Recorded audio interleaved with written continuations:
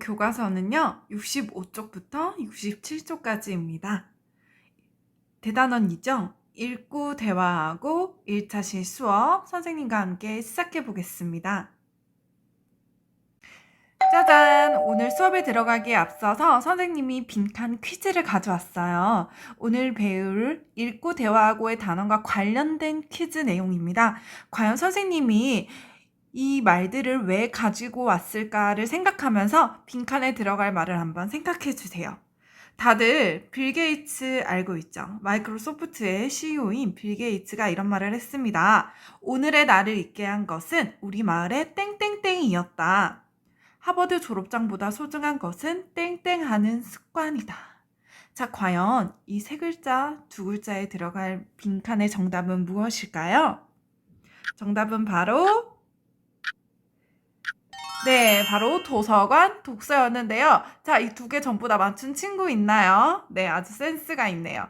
실제로 빌 게이츠가 했던 말입니다. 빌 게이츠는요, 오늘의 그 마이크로소프트 CEO인 자신을 있게 한 것은 도서관에서 책을 읽었던 습관이라고 말했네요. 이처럼 오늘의 빌 게이츠가 있게 된 것은 독서의 영향이 컸다라고 말하고 있네요. 여러분은 우리 마을의 도서관에서 독서하는 습관을 혹시 가지고 있나요? 자, 그렇다면 두 번째 퀴즈로 가겠습니다. 스티브 잡스도 다들 알고 있죠? 자, 세상에서 가장 좋아하는 것은 이것과 초밥입니다. 라고 말했다고 합니다. 과연 빈칸의 정답은 무엇일까요?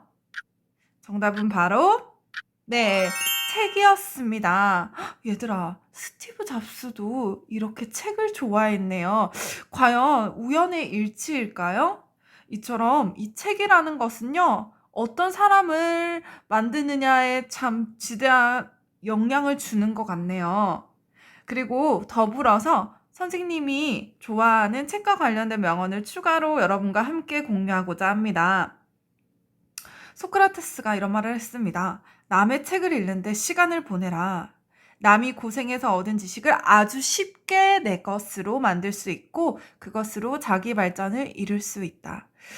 선생님은 이 부분이 참 와닿았어요. 한 권의 책을 써내기 위해서 그 작가는 정말 많은 고생을 했겠죠. 그렇게 해서 정리한 지식을 담은 책은 아주 쉽게 그것을 읽음으로 인해서 그 작가의 고통과 그 지식을 쉽게 내 것으로 만들 수 있는 과정이죠. 그래서 참 독서는 현명하게 남의 지식을 내 것으로 만드는 방법이다라고 생각이 들었어요. 그 다음 프랑스의 법리학자인 이런 사람은 이런 말을 했습니다. 1시간 독서로 누그러지지 않은 걱정은 결코 없다. 그렇죠. 혹시 여러분도 이런 경험을 가지고 있나요? 뭔가 되게 감정이 소용돌이 칠 때, 우리가 걱정거리가 있을 때, 또는 막 잠이 너무 안 올 때 있죠. 생각이 많아서. 그럴 때 한 권의 책을 딱 1시간만 읽어보세요, 여러분. 그 독서를 시작하기 전에 내가 했던 생각이 다 사라집니다. 네, 이처럼 참 독서의 힘은 강하다고 생각하고요. 이렇게 우리의 삶에 있어서 이 독서라는 것은 내가 앞으로 어떤 생각을 하면서 어떤 삶을 살아가느냐에 대해서 영향을 크게 주는 행위라고 생각이 듭니다. 우리가 살아가면서 어떤 책을 만나느냐에 따라서 앞으로의 여러분의 삶도 아마 그 책의 영향을 받게 될 겁니다. 이처럼 이런 중요한 독서를 우리 이번 단원에서 경험해 볼 텐데요. 수업에 들어가기 앞서서 우리 학습 목표를 한번 살펴보겠습니다.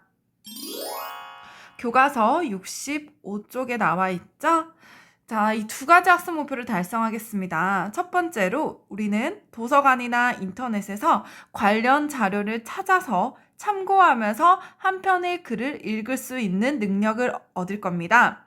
자, 이런 성공적인 독서 경험을 이 단원이 끝나고 우리가 하게 될 겁니다. 두 번째로 내용의 타당성을 판단하면서 읽을 수 있는 능력을 한번 경험해 볼 텐데요. 여기서 타당성이란 이치에 맞는가, 어떤 내용이 옳은가라고 생각해 주시면 됩니다. 그래서 우리가 책을 읽으면서 모르는 내용이 나왔을 때 관련 자료를 찾아서 참고하면서 읽는 경험도 하게 될 거고요. 그다음에 이것이 이치에 맞는가? 이 글의 내용이 옳은가도 한번 따져가면서 책을 읽어보도록 하겠습니다. 계속해서 65쪽의 글을 한번 읽어보겠습니다. 우리가 수준에 맞지 않는 책, 잘 모르는 내용이 담긴 책은 끝까지 읽기가 어렵죠. 그 다음에 책을 읽다가 어떤 의견을 듣고 있는데 주장과 근거가 맞지 않거나 연결되지 않는다면 그것을 좋은 의견이라고 생각하기 어렵습니다. 선생님도요, 최근에 이 첫 번째 줄, 이런 책을 읽다가 참 어려웠던 경험이 있어요. 혹시 여러분, 이기적 유전자라는 책 읽은 친구 있나요? 이 책을 끝까지 읽은 친구가 있다면 선생님 정말 박수 쳐주고 싶습니다. 왜냐면 선생님은요, 지금 읽다가 너무 힘들어서 중단한 상태거든요. 선생님이 읽다가 어려웠던 부분을 이렇게 사진으로 찍어봤어요. 유성생식? 시스트론? 자, 이런 막 단어들이 과학 용어가 나오더라고요. 그래서 선생님이 과학을 공부한 지가 너무 오래되다 보니까 이 책을 한 장 한 장 읽어낼 때마다 이렇게 어려운 용어들이 나와서 계속 검색을 하면서 읽었어요. 그러다 보니까 읽기 속도도 좀 느려지고 선생님이 너무 배경 지식이 없는데 이 유전자에 관한 책을 도전한 것이 아닐까라는 생각을 하면서 잠시 읽기를 멈춘 상황입니다. 이처럼 여러분도 책을 읽다가 이렇게 어려워서 멈춘 경험이 있을 거예요. 자, 이런 경험을 떠올리면서 이 단원에서는요, 우리 각자 자신의 흥미와 수준에 맞는 책을 골라 자료를 찾아 읽으며 재미있게 독서 활동을 하려고 합니다. 부담 갖지 마시고요. 우리 한번 시작해 보겠습니다. 교과서를 한 장 더 넘겨서요. 66쪽의 왼편을 보면요. 학습계획 세우기라고 해서 빨간 색깔 구름의 진단이라고 나오는 거 보이죠?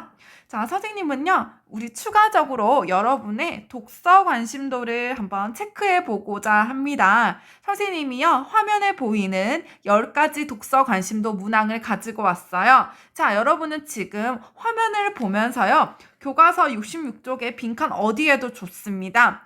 이렇게 하나하나 한번 체크를 한번 해보세요. 친구네 집에 가면 무슨 책이 있는지 꼭 둘러본다. 자, 여기부터 읽으면서 과연 나는 10개 중에 몇 개가 나한테 해당되는지 이렇게 맞다면 체크를 하면서 체크가 몇 개인지 한번 헤아려 보세요. 시작!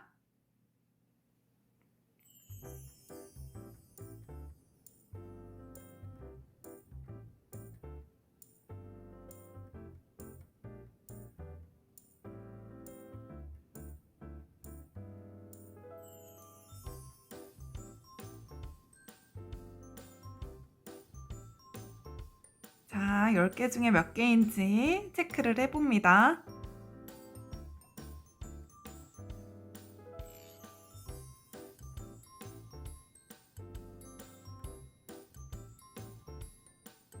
자, 그럼 과연 여러분의 독서 관심도는 어떤 수준인지 지금부터 확인해 볼까요?